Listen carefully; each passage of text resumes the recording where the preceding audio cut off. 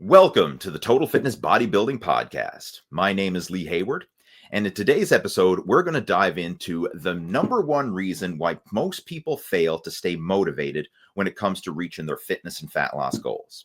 And perhaps you can relate to this. Like maybe you've been on a fitness program in the past, an exercise nutrition plan, and maybe you've lost weight, got in shape, and seen some really good results over the short term. But then for some reason, things happen, life hits you, the excrement hits the fan, so to speak.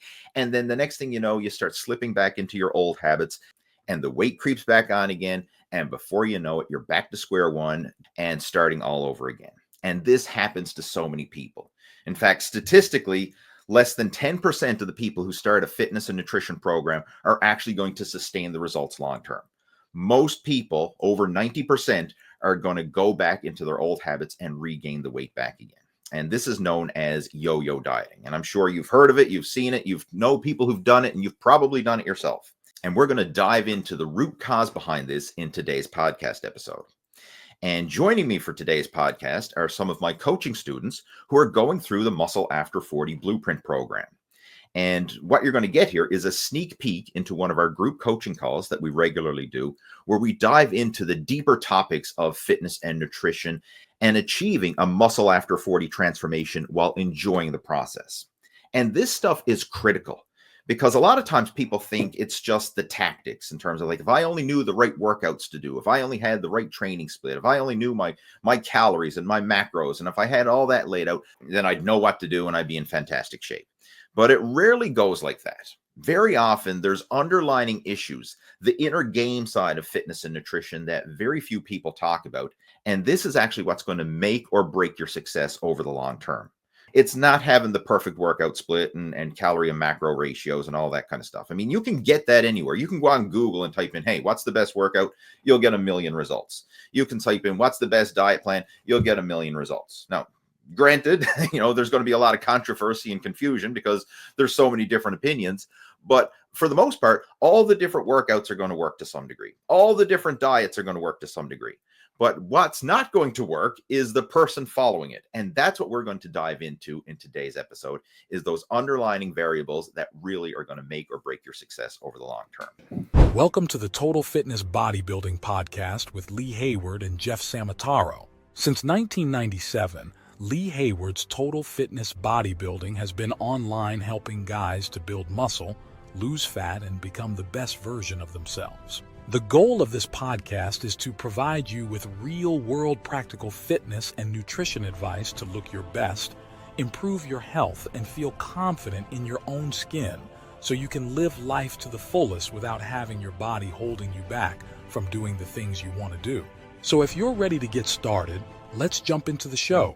So today, obviously, we'll do a roundtable discussion and review your progress over the past week, answer any questions that you may have, and then I have some strategies that I want to discuss as well, some bigger picture perspective on why people struggle to sustain lasting results when it comes to their fitness goals, especially weight loss. We see this a lot when it comes to weight loss, where people they get to the point where, okay, that's it, enough's enough, I got to do something about this, I got to get my shite together, got to start to lose weight, get in shape.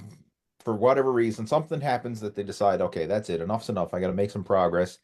And very often people do, they make progress, and then you see them 6 months or a year later and they're back to square one all over again. Even if they made progress in the short term, why do people keep relapsing and coming back again? There's a lot of things we could discuss on that. Like some people say, well, it's not sustainable or whatever, they push too hard and burnt themselves out, and that's part of it. But there's an underlying variable, an underlying factor that's even bigger that causes people to relapse.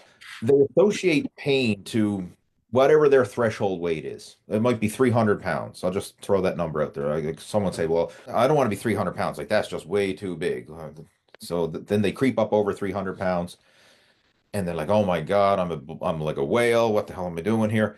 And they go on a strict diet and exercise program and they get their weight down. Maybe they get down to around 275 pounds. Well, now they're sub 300. The pressure's off, especially if they have friends and family who are probably 300 pounds or somewhere like that. They ease up the pressure because, well, okay, it's not so bad anymore.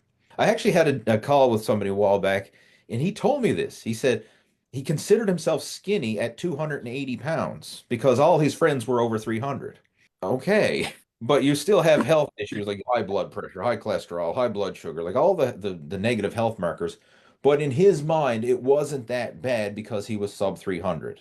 He had that goal or that number in mind. If I'm over 300, then well, I'm way too big. But as long as I'm under 300, it's not that bad. So one of the things that we got to do, we got to raise our standards. We can't have these bare bones standards where you're comfortable being average, or I don't even consider that average in that situation, but we have to raise our standards.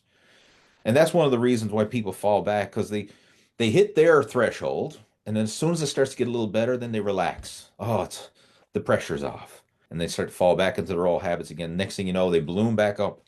The bottom line why people lapse, they need higher standards. We need to raise our standards.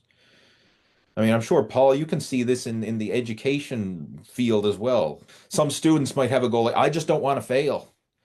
Whereas other students say, I want to be a straight A student. And like if a straight A student gets a B, they feel like a failure, even though by most people's standards, like, whoa, wow, you got a B. That's fantastic. Both Mike and I are probably very familiar with the extremes of academics. It's mental extremes. Remember we talked about addiction versus dedication? Yes. Yeah. Right? There are students that are addicted to failure, and there are students that are addicted to wanting to be the best of the best of the best. Both of them are flaws in the thinking structure, and it filters into the gym as well. I see it there as well. The dedication to fail and the dedication to be overly successful are the two sides of exactly the same coin. They're an addiction. That if I do well, then people will expect things of me. So I better just barely make enough. I fail, well, that's the way I am, right? So there's a fear of success. Those who are on the other side have a fear of failure, and they don't want to see them regress because they'll lose esteem in the eyes of other people. It's the same in the gym. Oh, I can't lift that. I'll go lighter. Whereas the people who say, I can do that. Of course I can do that. Look at this. Look at this body. I can do this. And then rip. I still remember that YouTube video of the guy who ripped his pec out, and I just, wow, that was horrible. But it was hubris, plain and simple. Pride. And so that's why I understand what you're saying. But education for me, the gym has become one of the best places for me to become a much better educator, because I've watched it happen here, and then I see it manifesting itself as I'm tutoring. It's fascinating to see. I like how you brought that up too. Like some people, they don't want to succeed because they built an identity as a failure. It's very real. People go, you're kidding me. No, it's very real. Because if I succeed, then I'll have to work hard, and I don't want to. We see this in fitness. Like some people have built the identity of, I'm the husky guy, the heavy guy, the fat guy, and they don't want to change. Like they've built their identity around that. And to change that identity, then it's going to draw attention to themselves. They don't want that attention drawn to themselves. What becomes worse is that, for example, for myself, I was very fragile, breakable. So I began this thing, well, I can't do that because I'm so weak. And it became a pernicious attitude, and it turned against the very people that I was inwardly admiring. So the athlete that was robust became the target of my intellect. And I would learn how to logic and vocabulary, just slice and dice people. So I learned how to lower people's esteem with my vocabulary and my words and what I did. The reason was because I could not compete. I had failed, and I saw myself as weak and fragile and not good. So when people are in the gym saying, oh, I can't do that, I'll always be the fat guy. I guess, I just hover around these weights. It's a nice place to be. I can check out the chicks in the corner over there and look at these people. But they will not improve because they don't believe they either A, deserve it, or B, can do it. It's an interesting psychology, and I've dealt with both groups. And as I said, it's two sides of the same coin. You're stuck in your paradigm. Many of my A students would be wonderful if they could learn to fail, if they could let themselves go. My Chinese and Indian students particularly, anything lower than an A- is an F. Yeah. So they call it the Chinese F. An A is a Chinese F. Have you heard that, Mike? Yeah, my former boss was Korean, and he said about his kids that they always considered it an Asian F Yeah, if they got anything other than an A. yeah, that's an F. So what part of 97% did you not get? I think And what's so, interesting, if you haven't experienced success in an area that you would really like to see, especially when you've kind of tried and you haven't gotten there, I can see where to trust that it can still happen. It's hard. And yet I finally got to the point where I now know I can lose weight and I can get the fat off. It took me a lot of times, and I'm finally, okay, I can do that. But now in my head is I'll never get bigger and stay trim. It's just an experience I haven't had yet. And I'm learning that, well, the harder you work out or the more you try to get better, it's not necessarily going to get you to your goal. I'll just try to be better today some way while I trust the process is kind of where I'm trying to land right now. But I still find my ego like, man, I didn't get as many reps in today as I did last time. Okay, so I'm going to go ahead and drop set. So at least I can get more reps in to equal the fact I can't push as much weight as I did last time. Really? Like my brain won't stop doing that. So that's something I'm identifying. So when you say, well, back off a little bit, I'm going, sure, but I know myself. I don't know how to like do that. I mean, I do, but so the psychological part is really the biggest challenge. That's another point. I'm so happy you brought that up. I see a lot of people in sports and athletics and in the gym hit plateaus and stay stuck because of that very thing. They're not willing to do easy workouts. This is something we're seeing in the emergence of the next generation of sports, is how easy workouts can help take you to a higher level. And it's like building the base of a pyramid. By doing those easy sub-maximal workouts where you're not pushing to failure, you're not killing yourself, you're not going to exhaustion, you're building a bigger base, a bigger work capacity, which will then ultimately allow you to build a bigger peak at the top. But a lot of times people are always ego won't let them do that easy workout. Like in your situation, okay, you're not getting the same weights, so I'll do drop sets. So at least I'm working hard on one end. I'm working hard in that area. Whereas if you're not getting the weights, then stop. It's easier said than done, but you just have to like, okay, today is not my day. I'm not going to push it hard today. And then that would be a cue too that, over the next couple weeks, I'm probably going to just do a deload phase where I'm purposely going to stop shy of failure. I'm purposely going to use sub-maximal weights and just really master the technique, or even do easier exercise variations. Like, hey, instead of a free weight variation, I'll probably do a machine variation, or instead of a barbell squat, I'm going to do a leg press, or just an easier variation that still works the muscle, and go through the motions and then gradually start to ramp it back up. Myself and Mike have had this conversation before where we sometimes do like resets with our weight. Like sometimes when you're trying to pyramid and progressive overload, eventually the form starts to break down, and like it's not a true quality repetition. Like especially, let's say like isolation exercise, like maybe a side lateral raise or something like that. You're pushing and pushing, and eventually you're okay. I'm up to the next heaviest set of dumbbells, but I got to use a bit of swing, a bit of body English. I'm going to drop it back down, really tighten up my form, and then build it back up again. Right? We've done that. You're pushing yourself, but like I'm pushing it, but it's not a good quality repetition. I'm just moving weight. So now I'm going to back it off, maybe drop the weight 20% or something like that. Really get that mind muscle connection, get a good quality form in there, and then build it back up over the course of several weeks. But Lee, do you build muscle with that technique? Yeah. Trimming back the weight, or do you have to push yourself to failure in order to build muscle? It's like taking a step back so you can take 2 steps forward. That's the mindset behind it. Sure, you're not pushing yourself to failure, but you're correcting a lot of mistakes, and of course, you're preventing injury in the process. Because if you just keep pushing yourself, whether you're pushing yourself with heavier weight, or in Scott's case, he mentioned pushing himself with drop sets, you're still exhausting yourself. You're stressing that central nervous system. You need to give that a rest. Be willing to taper off, do that deload phase or that back off phase, so that you're still training, still doing so in an active recovery fashion, but then that allows you to then hit new personal bests in the future. Does that make sense? It's like a step, taking 1 step back in order to take 2 steps forward. And then in that step back, a lot of people are like, oh, but I'm not pushing myself as hard. I'm not lifting as heavy. And they feel like a total frig up. But there's a method to the madness. take a step back, and then you move forward. Whereas if you always are beating your head against the wall, like you'll stay there. You'll just stay in that zone. And very often what happens is you'll stay stuck in a rut, and then you'll probably end up injuring yourself because you're constantly overstressing and you're not letting your body fully rest and recover. I should have tried that in school. I'm going to deload, prof. I'm going to go for a B. I'm sorry. There might be an argument for that as well, especially if someone's obsessed. I almost am tempted to tell that to my Korean students. Let's go for the B. But to be okay with good enough. Like this is where the whole good enough and good enough consistently, this is another variation of that.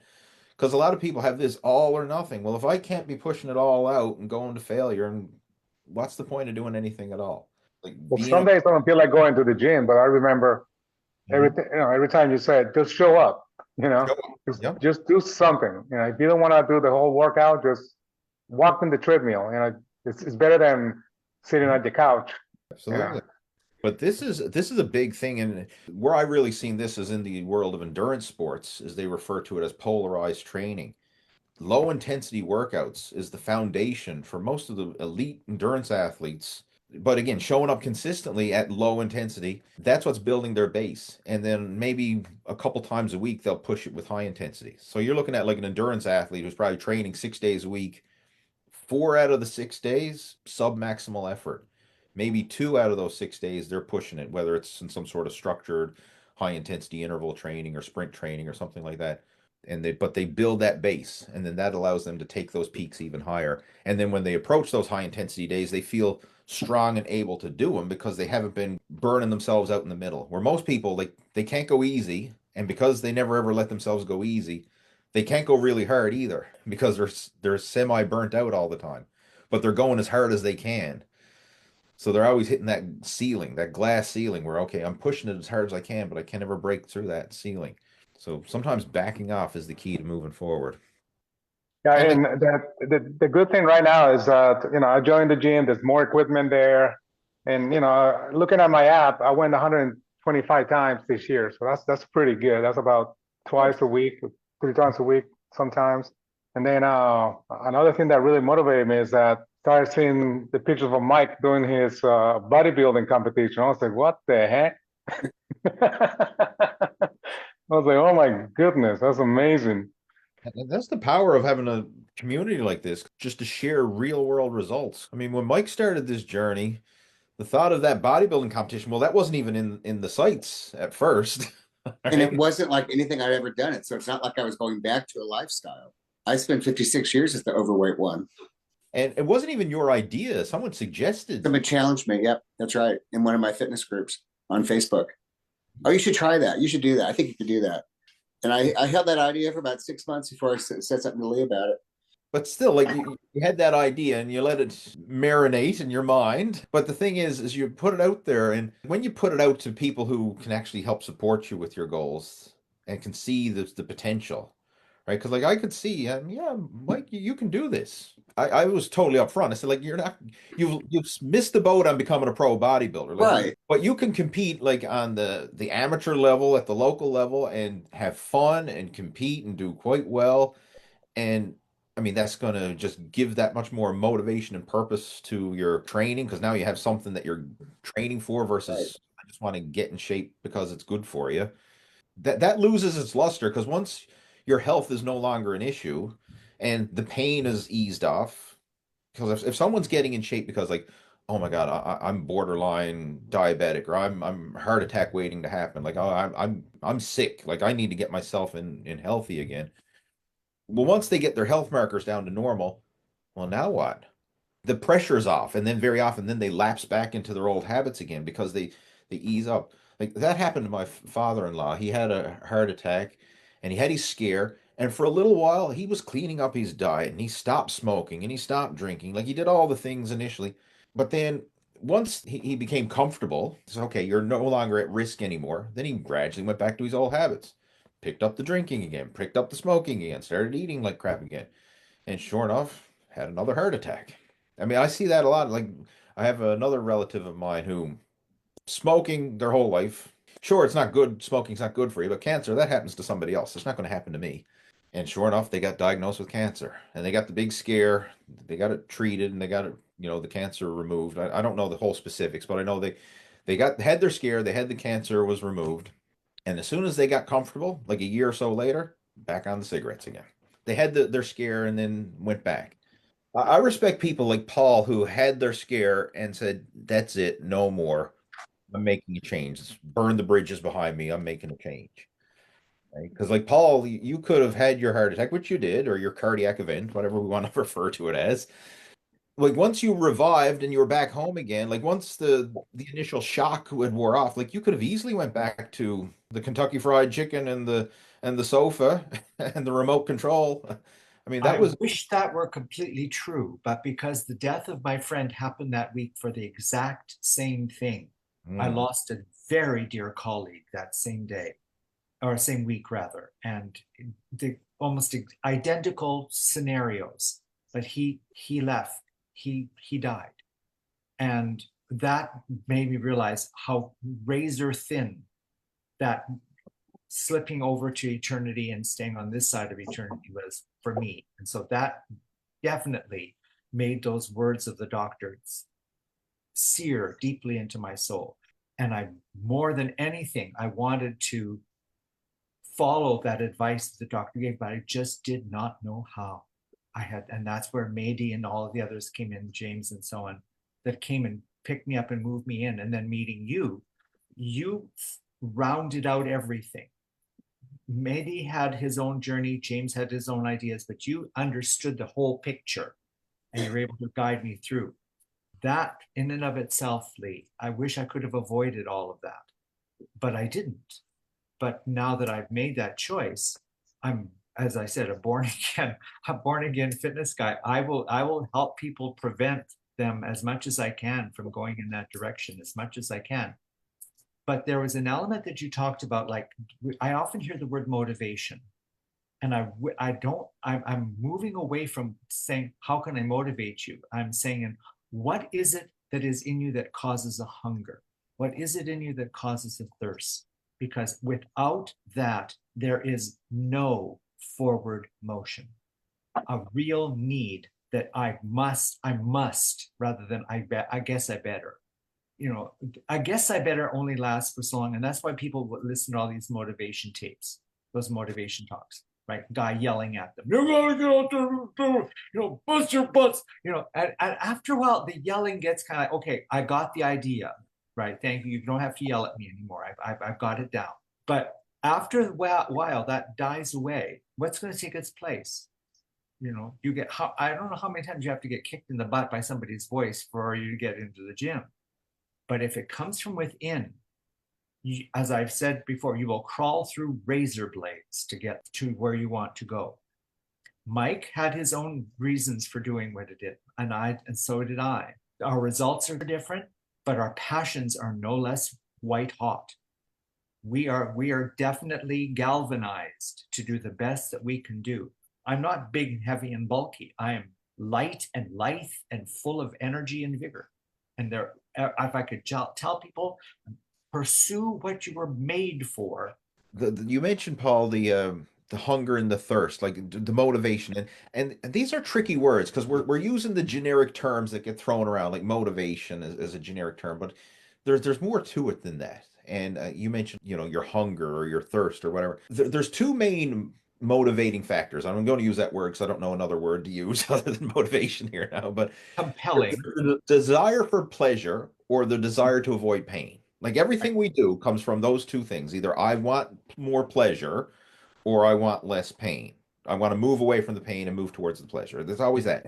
Unfortunately, the desire to avoid pain is much greater to drive someone to action than the desire for pleasure. You will do a lot more to stop somebody from stealing $1,000 than you will to go out and earn $1,000.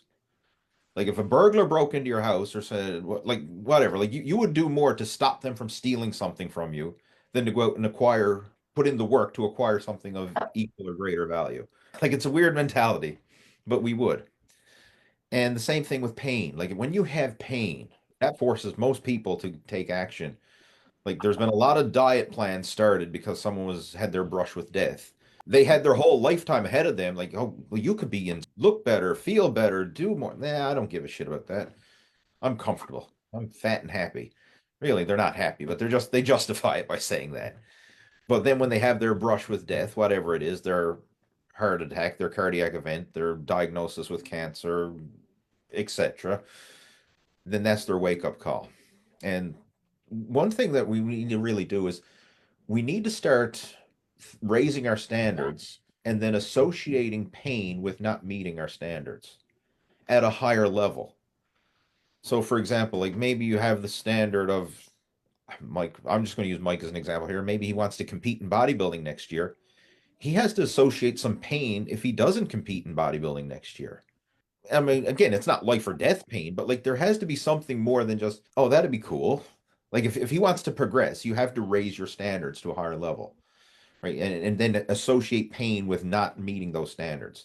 And when we look at top level athletes, like this is what they do. Like if you ever watch documentaries or get caught up with following sports and athletics, like when guys don't win the competition, like there's a lot of pain there. Now, sometimes it's the borderline of obsessive side of things where it can be totally negative, but a little bit of that is good, right? We want a little bit of that pain of not hitting your goals instead of being the opposite side where there's no pain, there's no discomfort, and you're okay always coming up short.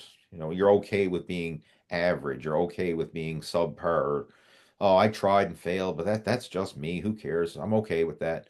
No, it's not okay. We got to raise our standards. So associating pain with not reaching your desired standard or your desired goal. I mean, that was for me with bodybuilding competition for years. I remember the first time I competed, the goal was just to step on stage, as it should be for every new competitor. The goal is just show up. Then the next year, okay, that's not good enough. I want to do better. I want to improve my placing.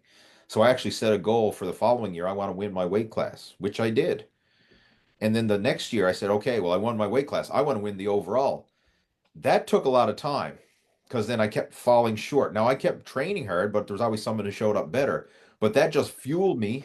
And I mean, for 12 years of competition, I kept falling short, short, short. But eventually, after 12 years, I finally did win that overall. And when I did, I mean, it was just such an emotional moment for me. I literally broke down and cried on stage when they called my name as first place because I was so used to hearing me being the runner up or me, not cracking it. And they were calling out the placings. There was just two of us left on stage, me and another guy. And then when they didn't call my name in second place, I was like, holy shit. Like, and I just totally overwhelmed because I mean, it was 12 years of competition gone into that. And then finally to win first place and then to win the overall title, I was just broke down on cried on stage. And I got this huge ovation from the audience because I mean they love seeing emotion like that. I mean, and humanizes a sport. So it was just an amazing moment. I mean, I can still remember that. But again, there was a lot of pain with falling short, like because I had that goal. I want to win the overall title, and then I kept falling short, and like that was below my standards. I want to win that overall title, so I came back better and better, and trained harder, and got better coaches, and like just learned the sport better. I mean, it kept driving me forward. Whereas if I was like, oh, I got bad genetics, I suck at this, who cares? I would have just fell off the rails and not pushed myself. I So want to augment that word pain with something that Les Brown brought up in one of his talks. We talked about disgust. yeah. Disgust and desire. You said they both work. You get so disgusted with what you've become, you'll do anything to get rid of that, to go away from that. You're just disgusted with the way life is. Many inventions have come about because they're just disgusted with the way things were. Isn't there something else I can do? So when you get so disgusted with your life, like this has got to stop. I've got to change. And it gets so deeply ingrained. You go, I will do anything to get away from this mess I've put myself in. And but then when you grow the desire, wow, that feels great. That's wonderful. The desire takes over from the disgust. So if you get to that tipping point that Malcolm Gladwell talks about, the tipping point, where you slip over from one state into the next, and then that becomes the next motivation. So pain, blend that with disgust, and you've got a powerful combination. And then we can raise the standards up so that if you start to slip back down a little bit, you start to feel that disgust or that pain. Whereas you look at the bigger picture, like as you're climbing the mountain, let's say you're halfway up the mountain. I mean, and when you're on your way up, getting halfway there, that's a huge milestone. That's a huge achievement. But then as you're getting towards the peak, if you fall back down to the halfway point, that's below my standards because my new standard is now I want to hit the peak. So if I fall back down to halfway point, even though at the beginning that would have been a great accomplishment, like you don't feel the same satisfaction because you know you've raised your standards. So now you actually associate pain with that. And when it comes to fitness, a lot of people don't raise their standards enough because, okay, I want to scale the mountain, I want to achieve my dream physique, but they get to the point where they're halfway there and then the pain eases up and then they slide back down and they relapse, they yo-yo diet, they start to gain the weight back again and they're okay with it because they didn't raise their standard. We got to use those two powers, the pain and the pleasure, or the desire and the disgust, to our advantage and raise the standard so that you hit the disgust threshold quicker the next time around so that you don't fall back down to your old previous level. I know this is all like inner game stuff, but very powerful. Very Without powerful. inner game, you're only going to get so far. And Mhm. if I could I hear Scott's enthusiasm about what he wants to do, but you will be successful, Scott. The greater and greater your inner game becomes more and more dynamic. Yeah. There will be nothing that will get in your way. You know you can do it and you know how. And that's going to be very exciting to experience. That's what Yeah, I'm interrupting, but I just wanted to let you know that while we're talking about the pain aspect, it's really helpful because in eighth grade, couldn't do one pull-up, but they never told me how to do it. I got a D in PE because I was a little skinny kid with big legs and skinny arms. And that shame and that failure or whatever and resentment, I'll tell you as well, the first time I got in really good shape, my ex-wife owned a CrossFit gym and my kids said, Dad, you should climb this rope. I had no idea. She taught me how to put my foot in there and do it. When I got to the top of that thing, I had tears coming out my eye because isn't that weird how the emotional success of doing something and that's kind of my takeaway at this age, to be successful with your body when most of your peers are just letting it go. It's like huge gratitude that I don't think I would have appreciated this if I'd just been working out my whole life as a teen or something. You just don't know. That's why having older guys, probably a little bit older than me, is motivational. I appreciate the transparency and sharing that. And I'd say if we dug deep enough, we could all find similar situations like that, from our past that be a limiting factor or mental blocks. That's a big one for sure. a little bit. But This was good. The key thing I wanted to discuss was raising your standards. As I mentioned, like raise your standards and then associating pain to not meeting those standards versus associating pain to bare bones beginning again. Right? the aspect of raising one's standards is always related to against whom are you making those standards. Yep. So we're in a group where we have all had successful experiences becoming athletic or working with our bodies to come from one place to another. And as we begin to interact with each other and watch each other growing and developing, our standards, not just simply with ourselves, but as we observe them with others, will cause the others to start to adjust. So I'm always seeing raising standards is not here's the standard, get to it, but rather this is where we are. What can we do to get better and better and better, rather than having this. Well, both you and Mike, for me, and Stellar, having that kind of standard, but not all of us will have that genetic development. Not all of us will become bodybuilder style bodies. And so what standard are we talking about? Are we talking about muscularity standard, vascularity standard, visible abdominal definition? What will be our standard? The standard that we set will be unique for each of us, but there has to be a standard that is embraced by all of us. And that is, am I eating healthily? Do I have the right mindset? Are all the new points of nutrition and training in their place? Am I good enough consistently? Those standards stay with us. They are the base. They are what we stand on to grow and get better and get better. So my point is, when you have a standard, again, what is that standard? What is the canon? What is that ruler that says, yes, this is where I want to be? That's very key for me anyway, because it's whose standards? What standards? What standards are we talking about? Raising my standards toward whom? Against what? So those are key elements. So that's why I was listening with rapt attention to know where you're going with this. And it was I was very glad to see where we went. Glad you finished off with that, because that really, I was intending for that to come through, but it may not have. So again, I'm glad Paul really brought that to the surface, because again, some people might be saying, okay, well, what are the standards? Like, are the standards that I have to compete on a bodybuilding stage? No, like that's not the standard. It's really the standard for you. Like, that's something we can talk about. Like, okay, what is realistic for you? Like, what is realistic and ambitious? When we sometimes use the term realistic, sometimes people like lowball their goals. Like, I don't want to strive too high. Like, I want to be realistic, but then at the same time, it might not be exciting enough to actually get you to take action towards that goal. People have different ways of motivating themselves to achieve their goals. You probably heard people say, like, oh, shoot for the stars and at least you'll end up on the moon, or however that phrase goes. You know what I'm talking about? Like, set outrageous, ridiculous goals, and in the process of setting these outrageous goals, then you'll probably do better than you could have done before. To me, that doesn't really motivate me, because I sense the disconnect. Like, if I set an outrageous goal, like, I know there's no way I'm going to hit that goal.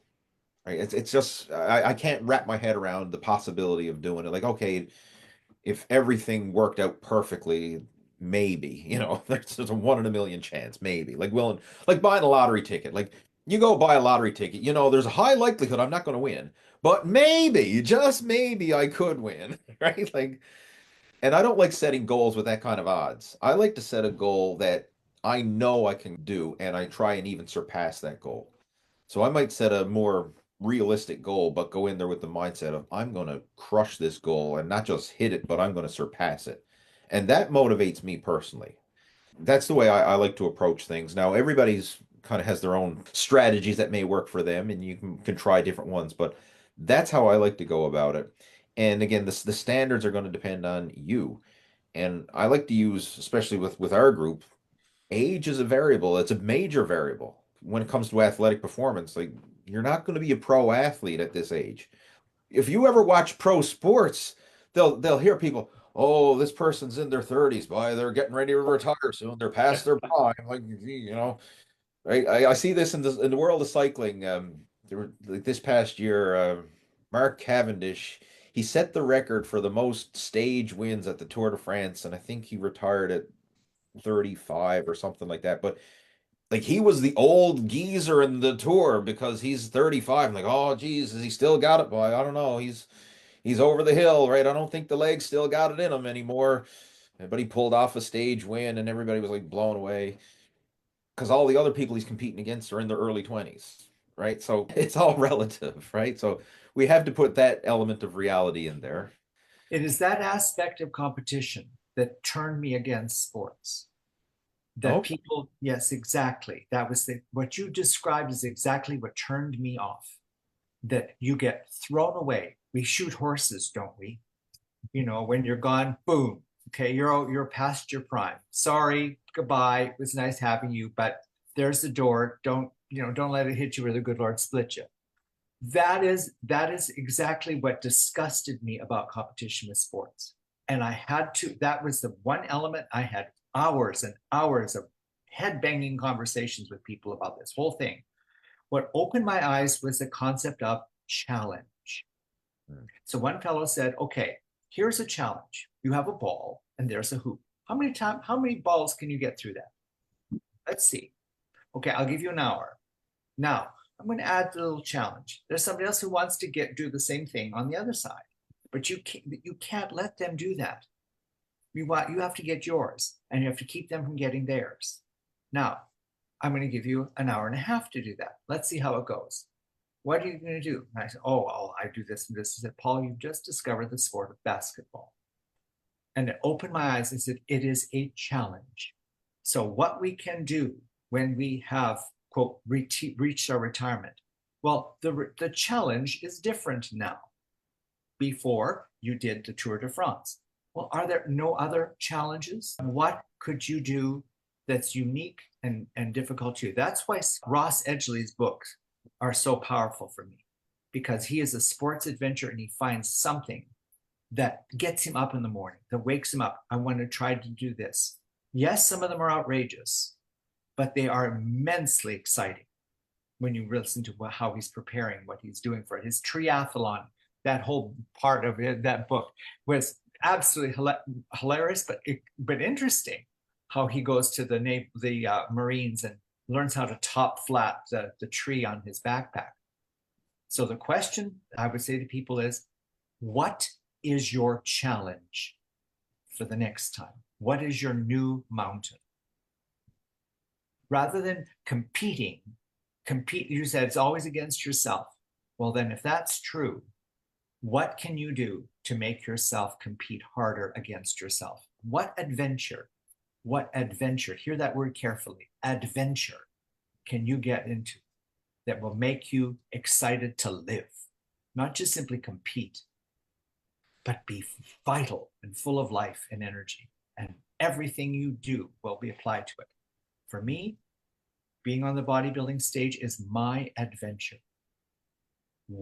How much better can I become in the days to come, in the weeks to come, in the months to come? What can I improve that makes me better than what I was the last time I went in? And I can see the visual evidence of it.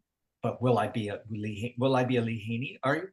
Don't make me laugh. Am I Frank Zane? Hardly.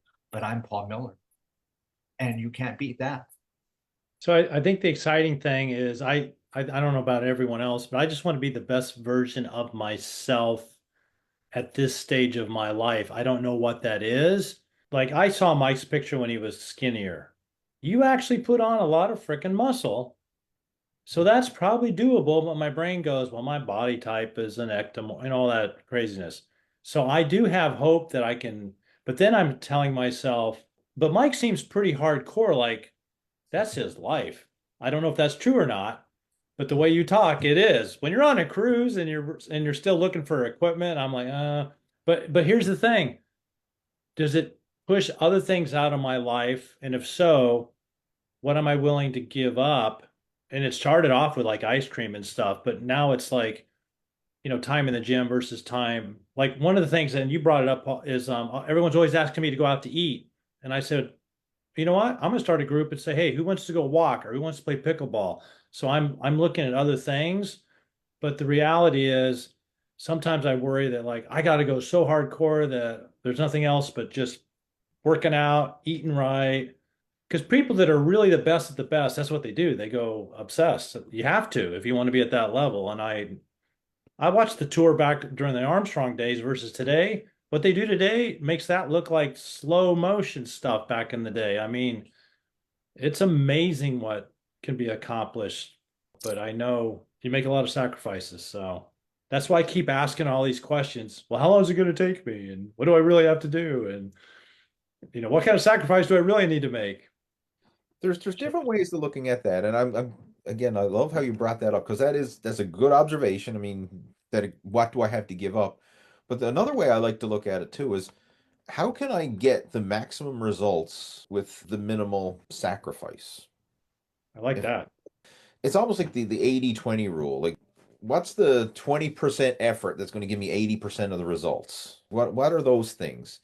And like, you can get in remarkable shape without a lot of sacrifice, like, while still enjoying those holiday meals and enjoying social events. Like, how I broke down the calendar and said, like, hey, you want to have your Christmas dinner or your Thanksgiving dinner or social? Okay, well, in the days leading up, let's just make sure that we're in a slight calorie deficit so that we can indulge on that day without causing too much damage. Like, little things like that. So you figure out, like, what's actually important, and then see where I can tighten it up in areas that are not so important. I'm come from the old all or nothing approach. Like, back when I was competing in bodybuilding, that's literally how I approached it. It's like, I'm on this crazy hardcore diet. There's no cheat meals. There's no deviating. It's the boiled chicken and broccoli, suffer it out, or I'm going to enjoy myself. I'm going to eat whatever the hell I want. And I remember the first time I seen a guy, and it was I was staying with a friend of mine. Some of you have been around the group for a while, probably remember Dave Rule. He was known as the muscle cook. He had an ebook back in the day, Dave Rule's Anabolic Cooking, the muscle cook. Paul, do you remember him?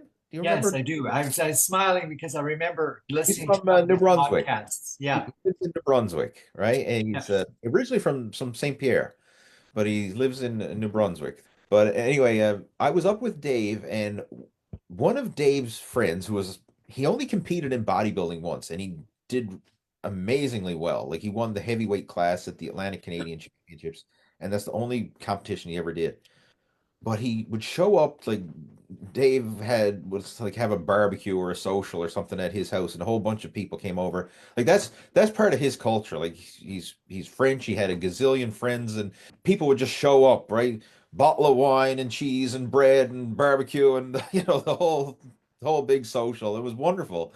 And this guy was there, and he was shredded. Like I'm talking, like he'd lift up his shirt and like six pack abs, almost like contest shredded, and then he'd be having his wine and cheese and his bread and his steak and like I'm like, how the hell does this guy do it?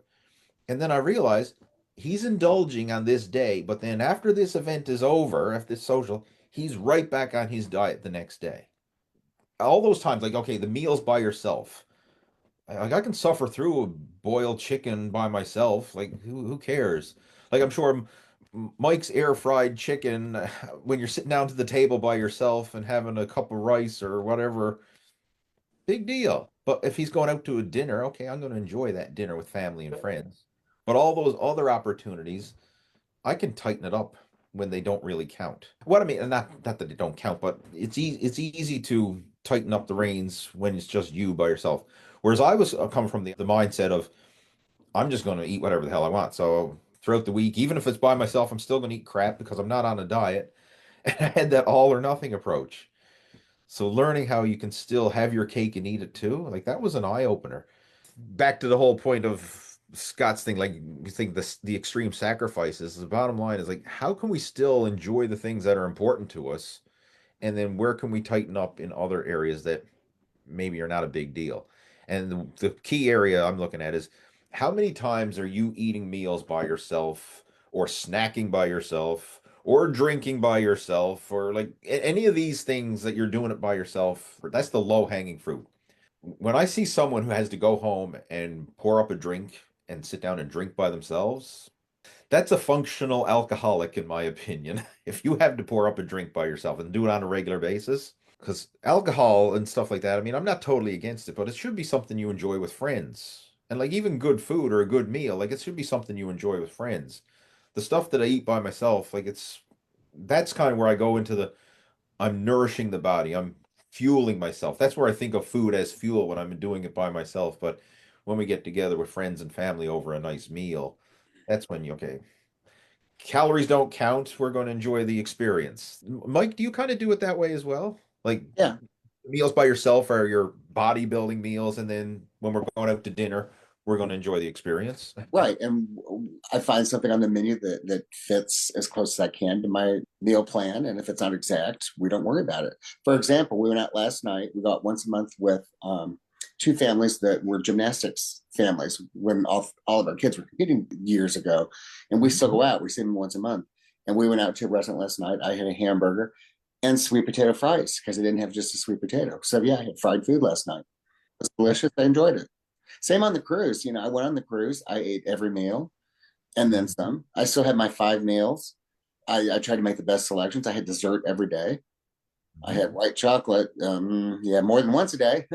And I gained 8 pounds. And guess what? I don't care. It did not stress me out because I knew that it would be right back to where I was very quickly. I enjoyed those 2 weeks. Yeah, I didn't feel as great as I do eating cleanly. But I did find out I'm a bigger control freak than I thought because I wanted to control what was in my food, what seasonings were in it. Why does everything have to have a sauce on it? But I found I needed more control, and I got the survey from the cruise line yesterday, and I put that in there that they did not need to put a sauce on everything they serve. I go into a restaurant now at a steak place, and I say I'd like it rare because I like the meat rare with no seasoning.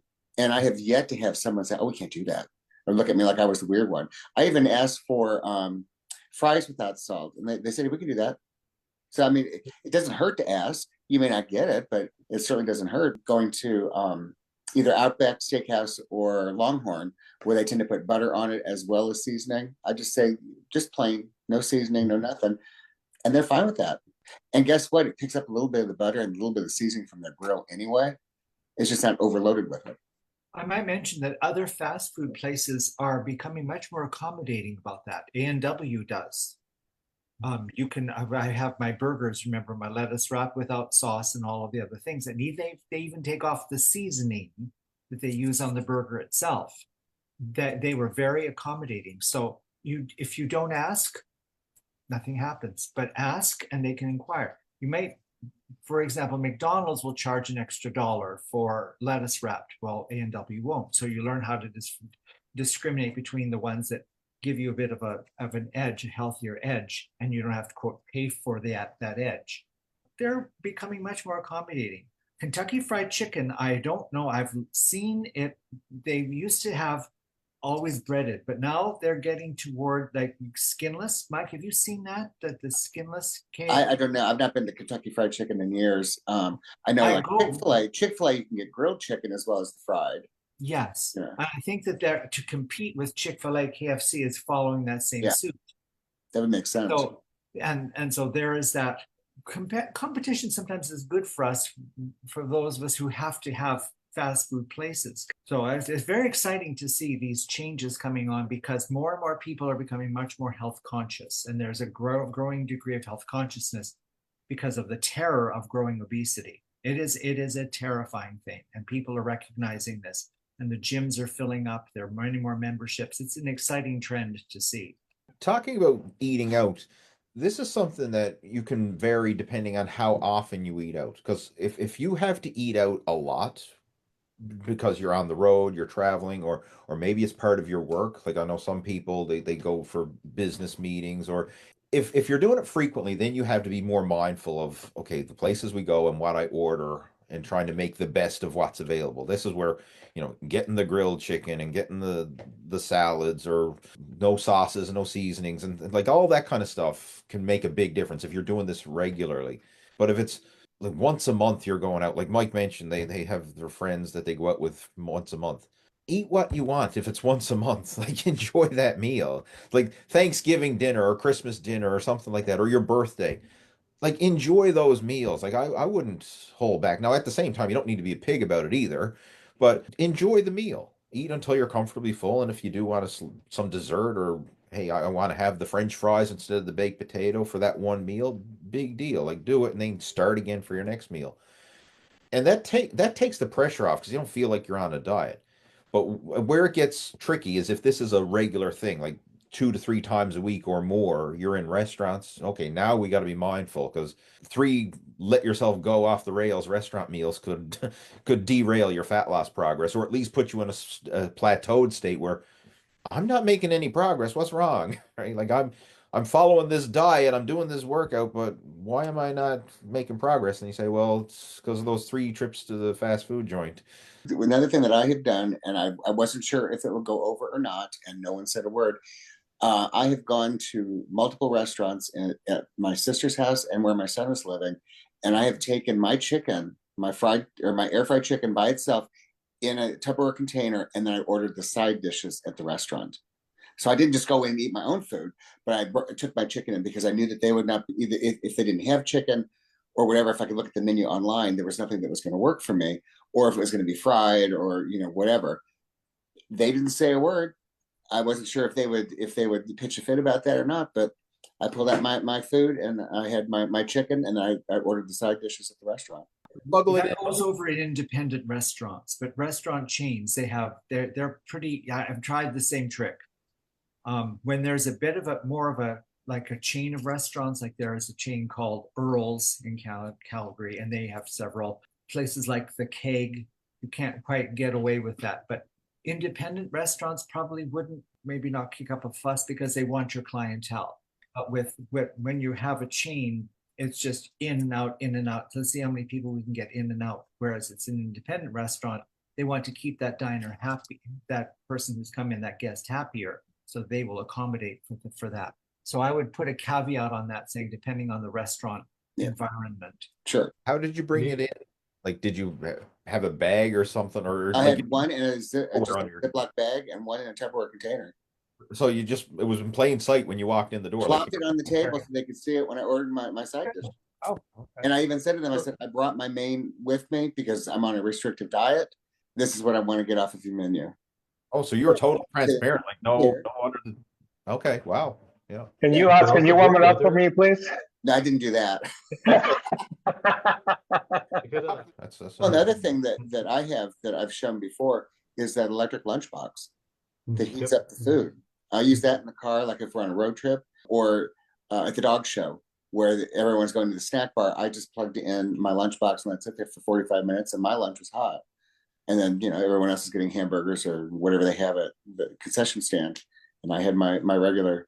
I'll tell you, my big challenge is the value proposition of what I can buy, and went to it's kind of like a co-op community. Grocery stores will donate their produce, and you never know what's going to be there. And I got lucky. I mean, vegetables were like incredibly on sale, big 5-pound thing of green beans, asparagus. So I was all happy. But here's the thing. They also had for like $2, I could get a case of Butterfingers. I was so tempted, well, you never know. Give us gifts, and I'm like, oh my gosh. And then they also had a whole freezer thing of McDonald's hamburgers. Oh, that's beef. And I went, is it really? It's cheap. And I went, no, don't do that. That's the thing, is when you can get a good value on your food, it's really hard to I realize how I'm still kind of stuck in that, certain things are kind of in the gray zone, and but I know I'll just binge on them. So I'm proud that I passed it up, but it's funny how your brain will come up with, oh, those would be good stocking stuffers, for your kids. Or that's a good price. I should buy that because it's a great price. When you see these sales, especially on food, that's not going to help you. Is that really saving you money? Because then you want to rewire it and say, well, how many hours of cardio am I going to have to do to burn that off? What's my hourly rate worth?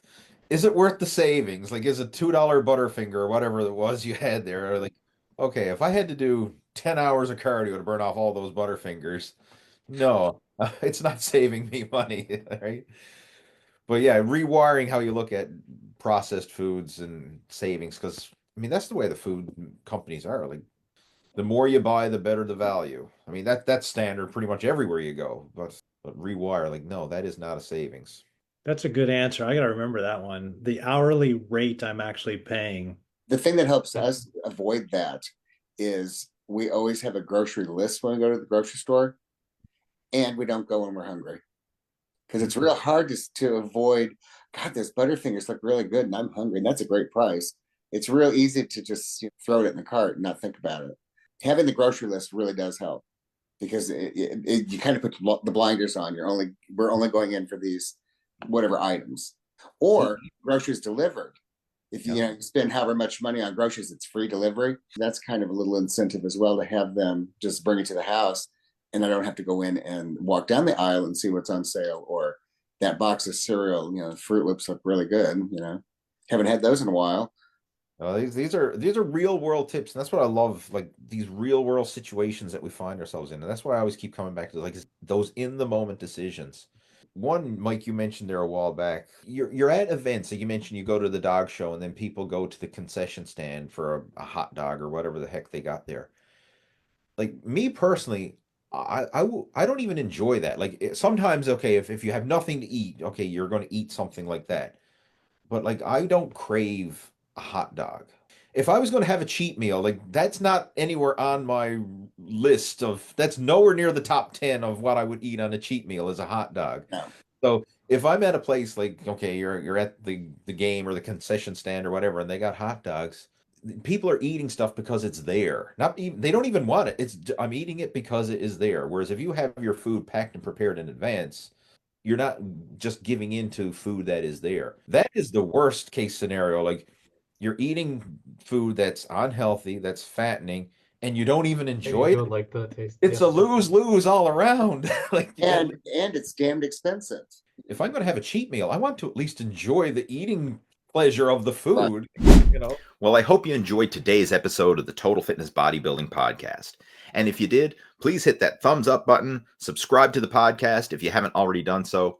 And if you know someone who could benefit from today's episode, please feel free to share it with them. I mean, if you could help us to spread the word, that's going to help get this message out there and help me to create more content like this in the future.